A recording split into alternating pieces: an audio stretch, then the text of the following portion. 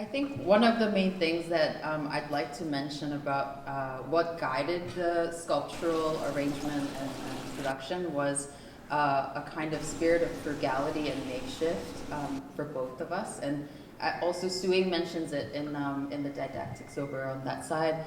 The frugality in which our parents or grandparents had in their life was, yeah, very, I think, informative to all of us. And something else that I can say about the sculptures is that because the topic or subject of private property was both of our kind of research interest, and we wanted to kind of invoke condo models, but at the same time kind of bring in the fantasy element of toy dollhouse.